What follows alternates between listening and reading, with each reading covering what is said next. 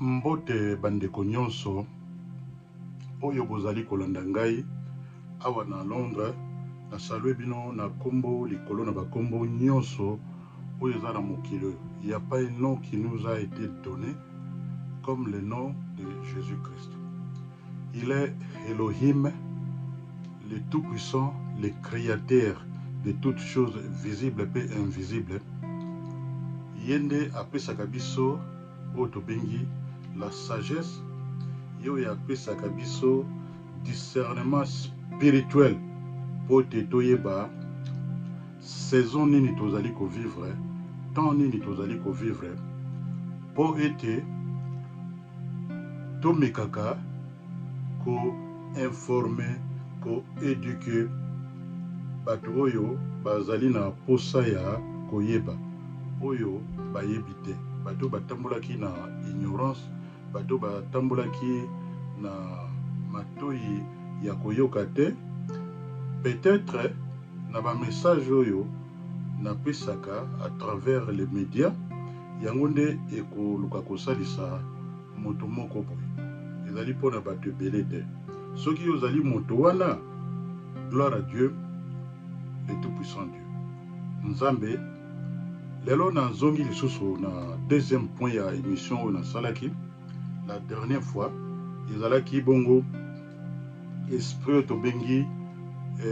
tozali komona na mboka na biso mingi na Congo pe na niveau international pe na niveau global ndenge mabe ekomi, balobi ete malamu ekomi na miso ya bato kobima lokola mabe. Mais est-ce que mabe ekoki ko dominer sur le bien oyo ezali, parce que oyo asalaki mokili oyo asalaki yango na malamu, asalaki mokili na ye parfait, Elohim Dieu le créateur. Kasi na nzela ya oyo tozali komona eloko oyo evandi kati na moto ezali boye, ezali libre volonté de choisir, to o choisir le mal, to o choisir le bien. Mais soki yo moto poni le mal, est-ce que moto yo atambolaka na mabe akomaka te na suka mabe na ye? Jamais du tout. Tomona yango te, esalama te. Mabe ekotikala mabe, malamu ekotikala toujours malamu. Bon, na deuxième partie ya koloba eloko oyo ezali boye, et esprit ya Caïn na Abel tozali komona yango na ya kozonga na place moko na koya koloba boye, te tozali komona ete na mokili awa Caïn azalaki na lignée na ye. Donc Nzambe tango asalaki Adam na Eva, na alobaki ete Adam na Eva bazalaki bato ya liboso te oyo Nzambe asalaki na mokili awa. Na koya na video musu na koya kolakisa pe na kosala démonstration ya kolakisa na le peuple de Dieu, monde pré-adamite, avant Adam na Eva bazala, peuple mususu bazalaki ezalika na Bible, na koya kosala démonstration na koya mikolo koya pote na éclairer le peuple de Dieu. Toye komona awa te Adam na Eva babotaki bana mibale, moko ya liboso azalaki Abel pe na Caïn. Caïn azalaki lokola azalaki berger. Non, Abel azalaki berger, sorry. Abel azalaki berger, et puis Caïn azalaki oyo tobengaka un fermier na tango bazalaki na jardin de wana. Tango basalaki masumu bamonaki eloko moko te. Eloko yaki kosalama ndenge nini? Toye komona awa na mokolo moko Caïn ndenge tolobaka na Abel bakotaki na losambo. Tango basali losambo na bango, Abel Nzambe andimaki losambo na ye. Caïn Nzambe arejetaki losambo na ye. Ye amonaki yango, atalaki moninga déjà na miso ya mabe. Moni atalaki déjà a développaki yo babengaka un mauvais cœur kati na ye. Et puis ayaki mokolo mosusu kosala te, abenga ndeko ne bakende na champ, parce que omoni makambo na Nzambe mingi ezali lié na agriculture. Omoni agriculture ezali oyo eloko Nzambe apesaki moto po akufa nzala te. sikoyo lere bakei na champ bakomi na champ Kayin azalaki déjà l'esprit mabe aye koboma frère na ye donc Adam na Eva ntango basalaki masumu bamonaki conséquence ya masumu te sikoyo ntango bamonaki conséquence ya masumu te mokolo mosusu Eva tuni Adam alobi mais masumu yango biyo olobaki ke tosali masumu mais nazomona eloko moko te ezosalama kaka nde basi batunaka mie babi jusque là nakomona te eloko moko te ok bavandi kaka boye baye komona mokolo moko Abel aza ko Kayin azongi na ndako batuni babi bongo frère na yo nini akomi yo eske ngai nazalaki moto ya omoni makambo elekaki na nini eske ngai nazali moto oyo botuna nga makambo ya frère na nga soki azali wapi soki azali donc omoni esika intrusion ya violence eyaki kokota na mokili et puis lere ekoti na mokili eyaki kosala na lolenge nini donc nalobaki na bino nalobaki verset biblique moko mbaleleki mais nakoloba yango te balobi esprit ya Kayin ezali na 1 Jean chapitre 3 12 soki totangi yango bokomona yango wana très bien ndenge elobi wata na bible na ye atangi yango sikoyo lere baye ko développer avec le temps sikoyo ba génération eyaki kosala sikoyo na eyaki kokoma boye Kayin abomaki Abel sikoyo Adam na Eva bazalaki toujours continuer lokola mwasi na mobali et puis tango Adam akomaki na 130 ans aye koyeba na lisusu na Eve pe baproduire mwana wana baproduire ye ayaki lere bayaki kobota mwana wana sikoyo Adam apesaki mwana wana na kombo ya Seth Adam alobaki boye alobi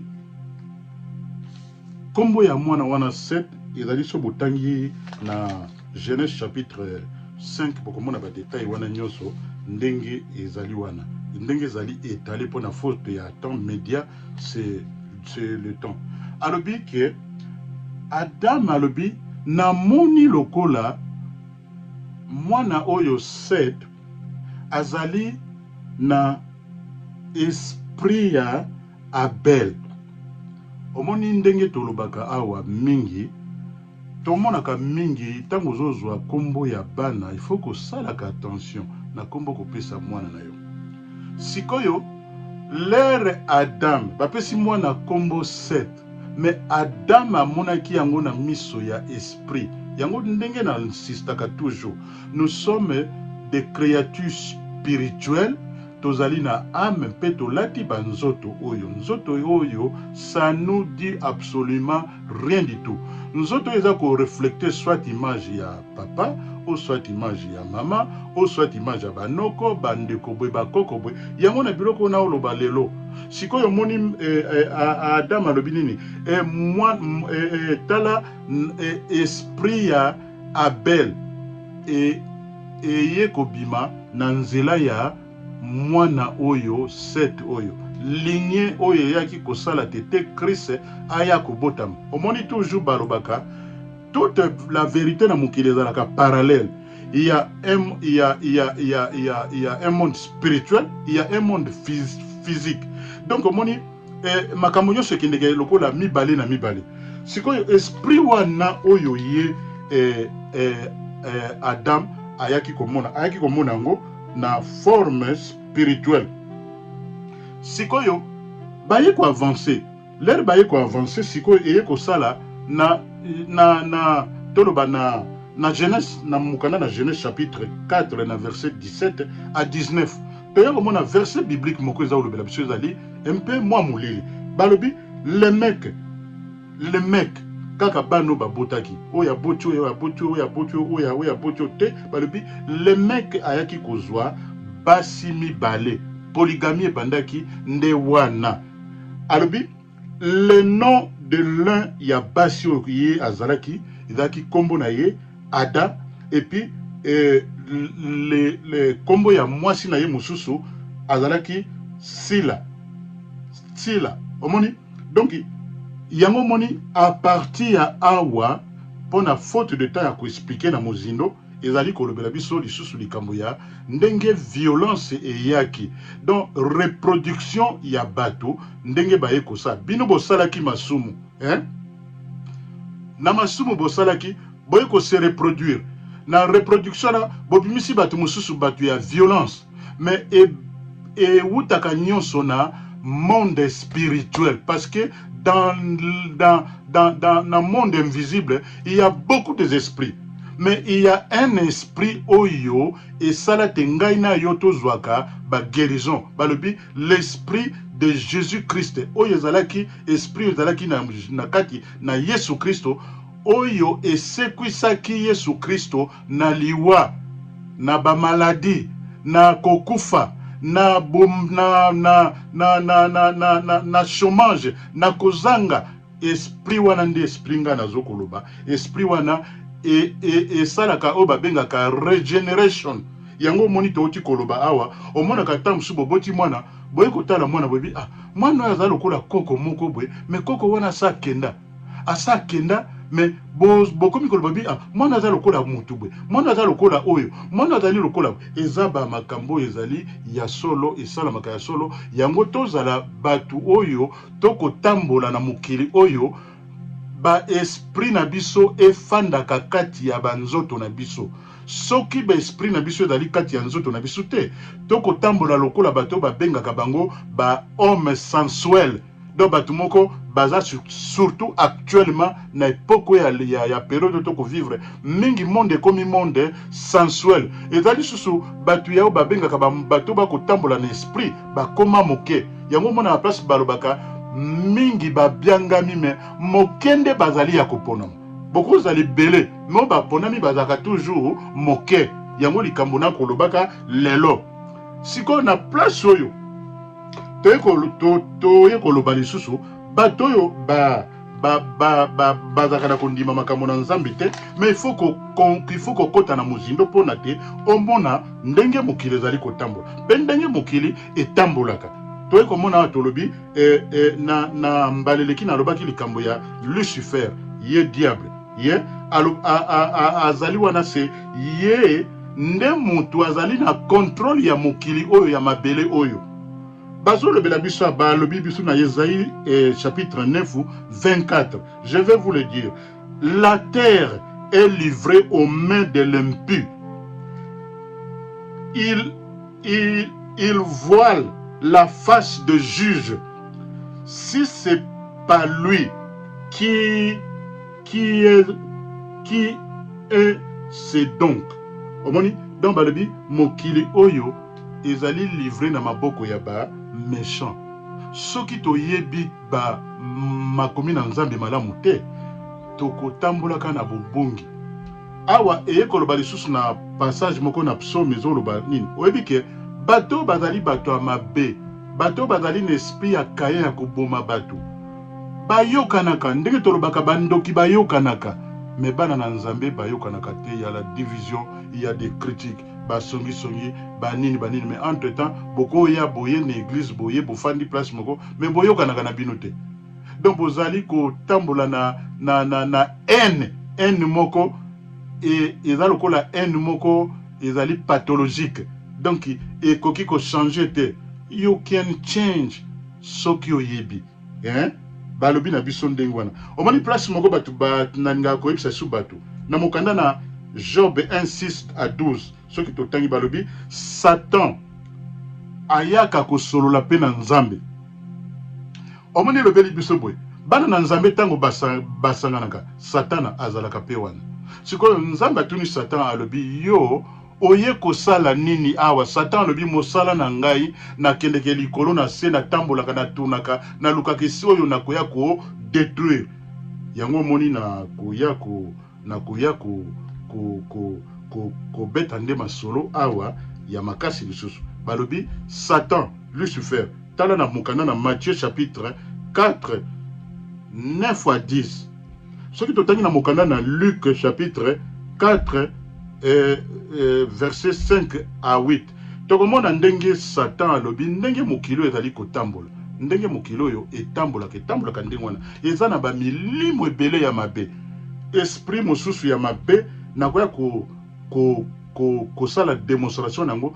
na ndenge ya makomi na nzambe. Nzambe azalaka na moto azali lokola adversaire na ite. Mais balobi awa Satan nde na hébreu soko tangi yango na ba hébreu balobaka Satan azali lokola adversaire. Adversaire ya na monde spirituel parce que ba esprit ezali lokola mingi. Ba esprit lokola esprit ya Asmodeus. Yango mingi esprit ezali manifester kati ya basi. Omoni basi ebele nde batambola ba yeba kango te. Mais il faut yeba makambo ebele na muzindo mona basi nde bada ko reproduire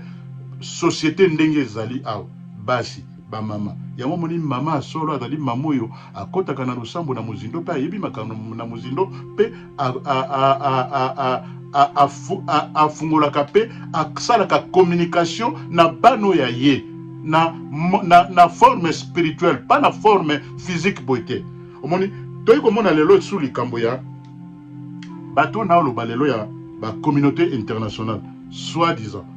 Imaginez mboka na biso lokola mboka ya RDC Congo, un pays si riche, si ezana biloko nyonso mutakoki kokufa nzala te. Comment tokoya kokufa na banzala toya ko souffrir, batu ba koma ko sekaka biso. Ezakale mususu ko kepla ba place mingi awa olobi oza congolais. Omoni ba komono ka ke neti congolais, ane mutadaka nika ndenge wana, batu mo bada moins sérieux. Nzoka nde ezali problème wana ya physique te, eza problème spirituel. Nzambe lobi mon peuple périt parce qu'il lui manque la connaissance. Soko yebi connaissance obandi ko tiango na en application ndoko yo monake de diable yebi yo pe mona na nzambe sengeli ko yeba. Nani asala mukilo? Diable asala mukilo te. Muta asala mukilo yo Yahweh Elohim est le lion, le Dieu qui est au-dessus de tous les dieux du monde, de ce monde. Ba tunyoso ba politicien bani. To ko mona lelo na mboka lokula mboka na biso RDC na yebisa bino likambo ya moko msu na fandaki na saga video moko ya doctrine ya Satan alobaki yango na mbaleleki na butu nango na yeko mona présence moko boye yeko kotelanga na ndako tango kotelinga na ndako wana na pongi siko na moni menace nazalaki nango. Donc bandi ko bunda na force wana entité wana mais nazalaki na moninga nanga pembeni sikoyo tango esprit wana lingi ko ya pembeni nanga to bwakela ki ba biloko ba glaçon minene na lobaki na video po eza tina te na kolbango siko na yeko tala na wana na monde spirituel na monde physique na yeko mona mukomusu na talibo na yeko mona président aza siko ya France tango na moni ye na lero wana ezaki na ba 2019 biloko mwandingwa avant ba période ya ba Covid. Na moni présence ya mutona chikona comme mona na télévision na bi mais c'est intéressant parce que soko zana est spirituel koyeba makambo. Okomona ba nini makambo. Siko tango na komo mona ngabi est-ce que rapport ni nezali entre mutoyo na message on atindaki. Ndena yiko comprendre ngano bia dona mukilo yo batebele ndeto mona ba politicien mingi ba politicien mingi bazana esprit ya Caïn. Siko tali yango na yiko mona mutu wana ngana za congolais ya makila ya père et mère. Naza un africain ya makila. Siko yo na yiko mona mutu azali un idomite. Donc ba mindele ba caucasien. Donc na soko kosongo to tanga Bible bien comme ça, je vais vous faire des différences ya ba race pas et wuti na ba caractéristiques na bango. Batu moko baza ba barbare musana bango balingi ba guerre, balingi batu ba kufa esprit ya Caïn. Yango wana balingi batu ba vivre na pete. Siko tanga ko tala muto na bi France, siko France c'est ça la canine. Ba ko bisanga ba bi France c'est la lokola gendarme na niveau ya Afrique ngana bi OK maintenant et nazali ko comprendre. Siko tanga ko mona mutango na ba période moko na moni na mboka ni na France église oyo ezali ya monene ezali lokola héritage national ya mboka ya France ezika moto. Donc spirituellement ba mboka wana ezaki ya mboka ni ezali ya kokufa. Donc les mboka ezali ko s'effondrer mais les gens ne voient pas. Et puis tant na bandi mona mutango a critiquer le peuple na ye a pesaka bango ata valeur te un type comme ça et puis na ko mona mutoyo ba idéologie na ye ezali nini? Idéologie na ye za mingi l'homosexualité et puis mutaza ko lobate bokoki ko vanda ba parents mibale o ya mibali na mibali na mwana na kati ya ndako na bino siko ça veut dire quoi? Donc olingi société ezala détruit, olingi bato bazala détruit. Donc mwasi na mwasi bakoki kovanda bakoki bake ko adopter mwana batie na ndako siko po ba produire nini balobi oko se soki mwana ye na ndako azoko mona bi yeso aloba na miso alobi nini alobi makambo nasalaka ona kosala o papa na ngai na bandai komona bandai kosala soki bino bozali ba tolo baba homosexuel boko reproduire nini et puis après na suka nango na mulai boko suka wapi donc bozo mema mokili na kokufa ekufa alors mokili mutasala yango bino yo ye na mokili na tango moko oye na ba idéologie na yo parce que yo zo kanisa mabe olingi mabe batu nyonso bazwa yango eke na ekomona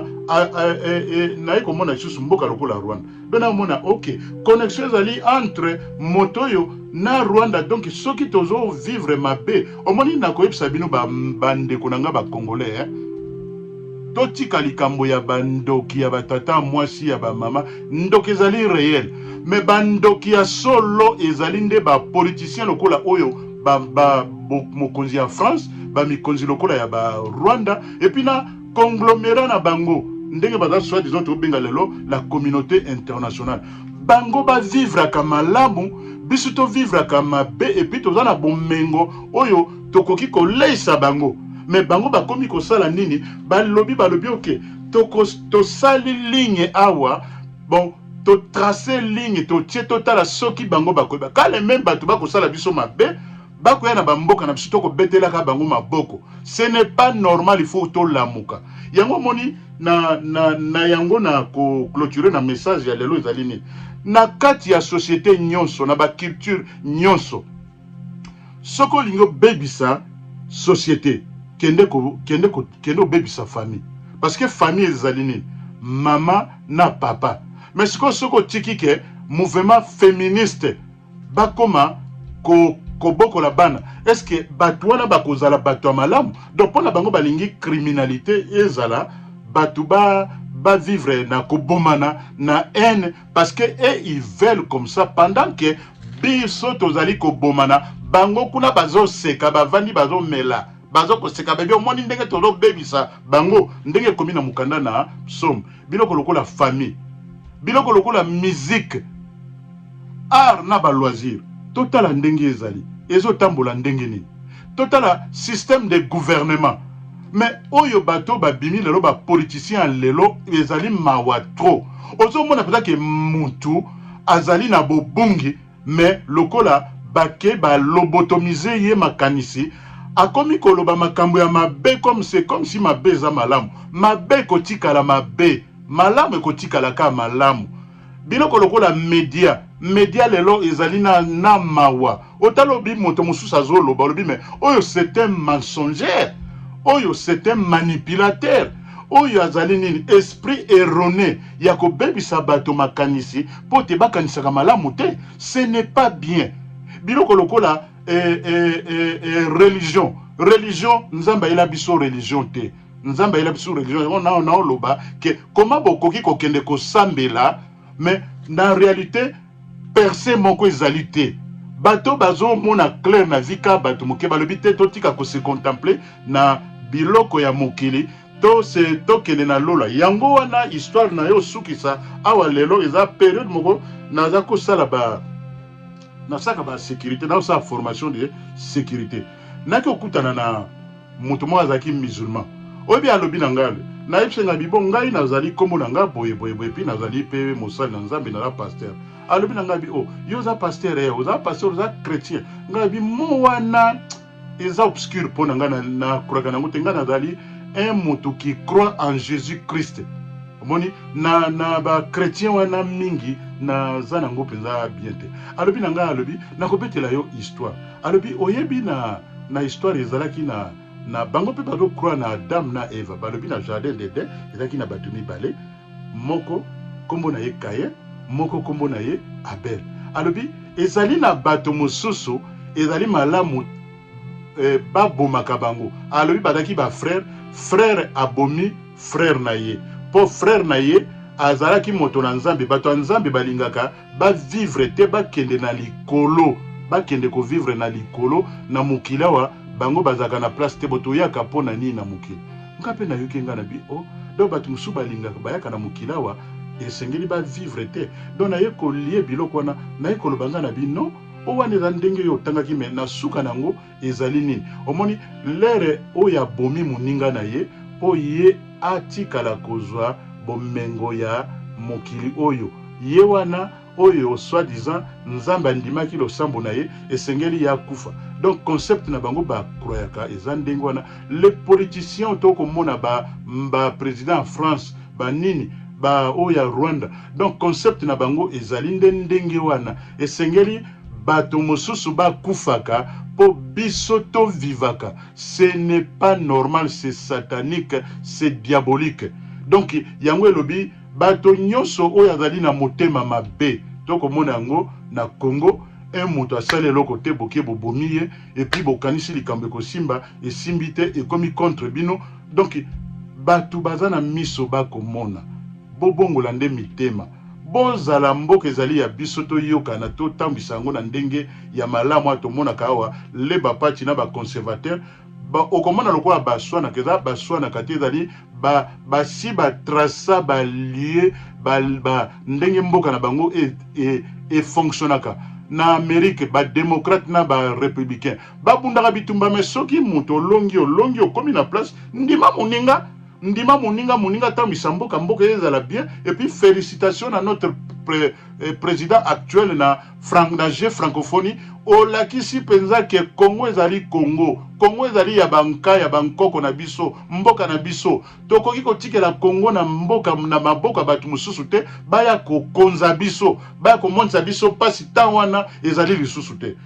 yango monike Yesu Kristo akina mokili pona ko bebisa ba œuvre satanique ba misala nyonso oyo ezali ya mabe ya Satan Yesu Kristo a bebisaki yango na ikulusu tango asopaki makila ezalaki un événement réel omoni tomona ka bato ata osali nyonso okotika mokilo tomona moto aza na bomengo akenda na se ya mabele akenda na bomengo na ye tomona ka yango te donc yango eza na mokili te ke oluki oganye mokili puis après oye ko perdre âme na yo